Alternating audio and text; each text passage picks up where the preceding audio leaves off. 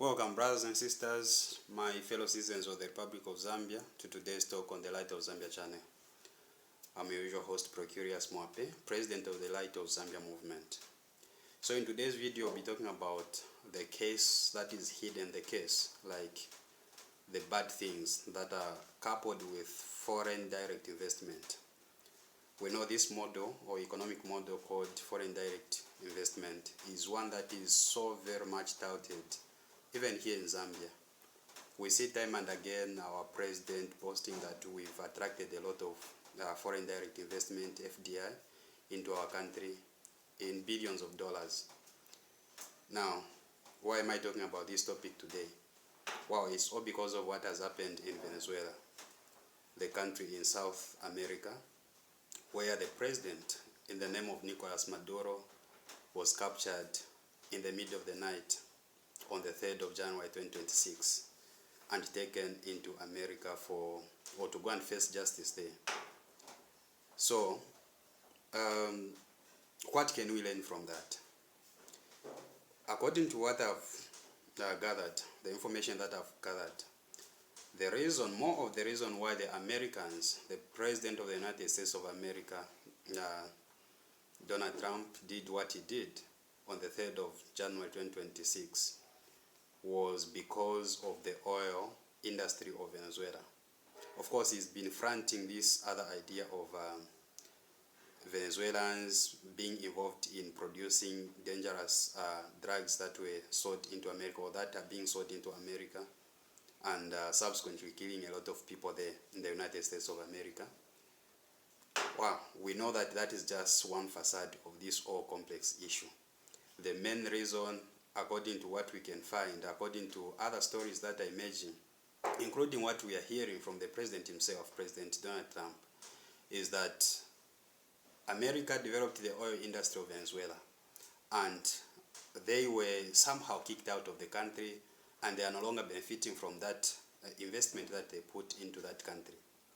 So that's why we have to talk about it as Zambia and later as Africa at large, because it is so surprising and so disheartening to a person like myself to see our leaders, our well-educated leaders, to brag about foreign direct investment when it comes into our country and into our continent. Many times we see our presidents standing up and beating their chest that they've done something remarkable for the nation because they've attracted investors into our country. That is very problematic to me because I've said many times that we should not be that country which produces leaders who are professional beggars. Because remember, to go and ask for foreign direct investment is basically being a professional beggar. That's what you are. Now, is that what we need as Africans and as Zambians? I don't think that is what we need. What we need is for us to be able to develop our own industries, to be able to develop our own economy with our own money, using our own people, so that when the economy is that developed, for example, if in our case we would be talking about the copper industry, when our copper industry is well developed, the cobalt, the nickel, the gold, these industries are well developed, then we know that they are squarely in the hands and on the shoulders of the natives, the citizens of this country. And I think that is more important than depending on foreign nations to come and bring their capital into our land. Because what happened to Venezuela could still happen to any African country. Remember, we do not have military might here in Africa. That means whenever the Americans think of coming to take what belongs to them, they'll definitely do it with ease. Is that what we want? No, definitely that's not the way to go. So I'm saying the so-called, the much praised foreign direct investment that we sing about, we clap about, that our president is capable of selling our nation to the outside world, has a hidden case to it.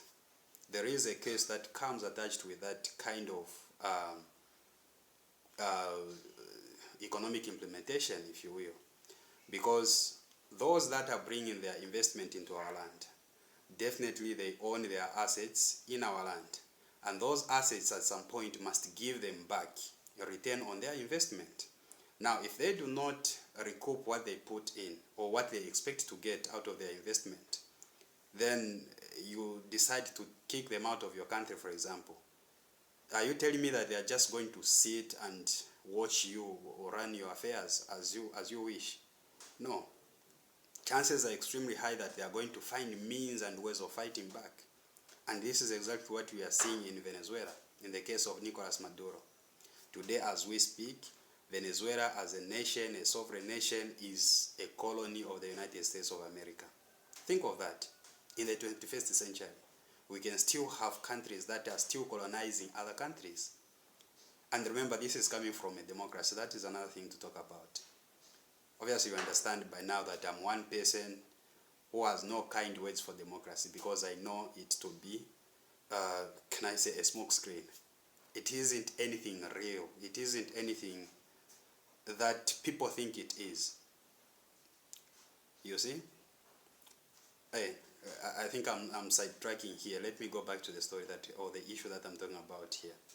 So what we are saying is, if truly we want development, and development that will stand a test of time, that will benefit even our future generations, then the best thing to do is to invest in our own people, so that, number one, they have the skills to add value to the much available natural resources in our country, so that we are able to industrialize by ourselves. Do you see? Instead of us engaging other foreign players, because these foreign players are not going to let go of us when we don't want them, when we will no longer be in need of them to be in our country. And that's dangerous. We don't want to do that. Remember, if you are building, for example, or should I say, if you are building a house, then somebody comes in and says, okay, I'm going to help you with roofing sheets, I'm going to help you with bricks or blocks, I'm going to do all these things. Then you calculate the percentage of help, the ratio of their help to what you've put in. And it is discovered that they've put in more than you have put in. Then ultimately that house becomes theirs and not yours. And that is exactly what is happening in our country, Zambia. When we say we are running our economy, is it truly our economy? When we are actually not the ones that are controlling the main driver of this economy, being the mining industry. You see? Time and again, we see our leaders on TV saying, no, we have attracted this investor from this country. They've brought in or they've pledged this much into our country. Do we know what the far-reaching implications for such kind of investment? Wow, the case of Venezuela could still happen to any African country. I'm going to repeat that statement. And I can tell you that that is not a good situation to be in. It is better we develop our own economy by our own people, so that the economy belongs to us, so that we are in full control of our economy.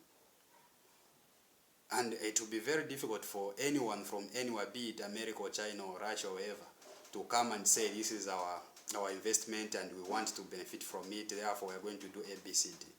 There are so many mines on the copper belt that are basically in the hands of the Americans, that are being run by the Americans, the Chinese, the Indians, the people from the Arab world. All these people, at some point, obviously, they will need to recoup the returns on their investment. Now, do we have the capacity to pay them back? If they said, okay, today we want to leave your country, and this is what we expected over a period of maybe 20 or 30 years, I'm sure we do not have that capacity. Therefore, it is very important. They say better late than never. It is very important that now we start thinking of how do we nationalize our own economy.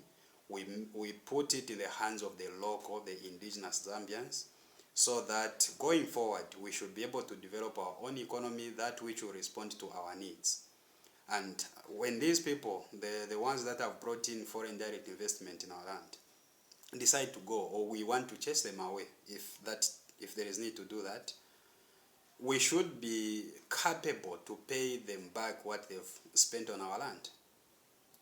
So, my fellow Zambian and my fellow African by extension, I encourage you to look at the model that we're talking about, Ubuntu model of governance.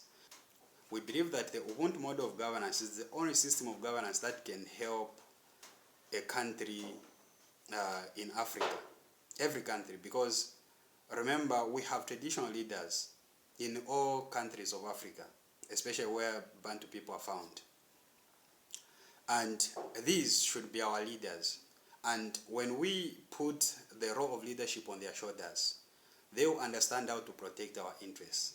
They will understand how to regulate themselves on what they should and what they shouldn't do. And when that is achieved, then we can nationalize our natural resources. Because we know that now leadership is in the hands of those people who care about their land. I know people could argue to say, no, chiefs do not, traditional leaders do not care about what happens in our land. They do. The only problem they seem not to be caring is because they are living a life that is not befitting a traditional leader. They are suffering, in short. If properly taken care of, these are our people. They are the ones that should be taking good care of us in return when we do what is right to them. But today they live at the mercies of the politicians, which is not good. So let us amend the system of governance, because remember, it's only when we amend the system of governance that's when we can get it right on the mineral nationalization policy. Under democracy, nothing will work, I can tell you that. And again, I've told you that democracy is a smokescreen. That's a fact. That's why today it is not surprising to see a very democratic nation, so-called, the United States of America, taking on another sovereign nation and decapitating it, taking off the head of that nation. Do you see? I thought if this was a democracy, the best thing the Americans could have done is maybe to help enlighten the people of Venezuela, to show them how the president or the current regime is failing them. You see, educate them so that when they go for the polls, they should vote with informed decisions. I mean, informed minds. They should be able to make those decisions based on the information that they've gathered. Unlike going in there with gunpowder and overpowering everybody else. I think that is not the way to go. And again, I'm saying, because democracy is meant to be anything that you can think of other than something that could govern people in a better way. So, brothers and sisters, let us think twice. Zambia is heading for the polls this very year, 2026, and I'm available as a presidential candidate. Yes, I am contesting as president of the Republic of Zambia, and my ideology is to change the way we govern ourselves, is to change the model of governance, because I believe that the reason why we fail to look after our natural resources and protect our interests is all because we are using a very wrong system of governance called democracy, and representative democracy for that matter. So that's why it is not surprising. Time and again we've voted and changed governments, but nothing seems to be working for us. The common Zambian remains a poor person. Why is it so? Well, it's all because of the system of governance that we are using. There are foreign interests that are being protected at the expense of the local interests. Now, if we do not stand up and we choose to sit back and relax and say things will sort themselves out, then we are in for a very terrible time ahead of us. So, my brothers and sisters, my fellow citizens of the Republic of Zambia, I encourage you to follow the Light of Zambia movement, so that together we can usher in Ubuntu model of governance in Zambia and get rid of this representative democracy which has failed us for over 60 years. Look at the disarray that is happening in the political arena today, especially on the main opposition political party, the Patriotic Front. Things are not okay. And okay, even if we brought back the PF into power, what good things are we trying to say they will come and do this and that because they did that? Wow, Zambia was a poor nation then, and it is still a poor nation under the UPND. That goes to tell you that this system of governance that we are using is not helping us. It doesn't matter who is in power, which political party is in power. What we need to change is the ideology that we govern ourselves with. So, to those of you who have already seen this and are part of the Light of Zambia movement, I always say congratulations, because you people are capable of reasoning beyond, or should I say, are capable of seeing beyond the smoke screen that has been presented before us. So, brothers and sisters, to those of you who are still held by these partisan politics of praise singing to this party, bootlicking of this political leader, please, brothers and sisters, let us get out of that. It will never help us. Even if we maybe benefit a 10,000 kwacha out of that connection that we establish in between ourselves and this political leader, how is that benefiting every other Zambian who is living in poverty? Remember, Zambia is the second largest producer of copper on the continent of Africa. Yet it is the 6th poorest nation in the world. Think of that. It doesn't make any sense. Why should we be that poor when we have all these natural resources at our disposal? When trucks, big trucks, 32-ton trucks are always ferrying our copper outside our country.